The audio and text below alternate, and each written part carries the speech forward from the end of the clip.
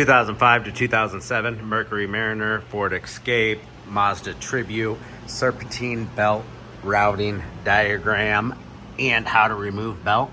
We'll start with our crankshaft pulley, our harmonic balancer.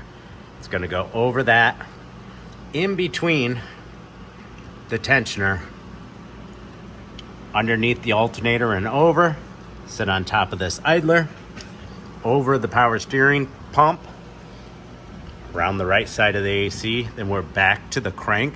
You need to start with removing this tensioner or squeezing the belt sideways through this small gap to get it started on the tensioner first. To loosen the tensioner, we're gonna simply put a 3/8 inch ratchet in it and pull counterclockwise.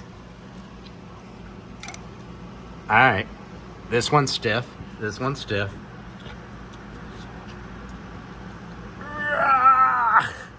And it, see the slack loosen in the belt? See, it loosened. So in that situation where the tensioner is very tight, this nice long bar with a 3/8 on it, serpentine belt tool, works gravy. So now that we got a long bar in there, a lot more leverage, boom, you can see it just like that.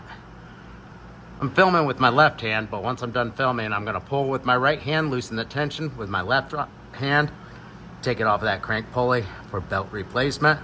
There you go. Get your old belt off, route everything up top and leave it off of the AC or the crank, whatever you prefer. And so the belt's just hanging right here.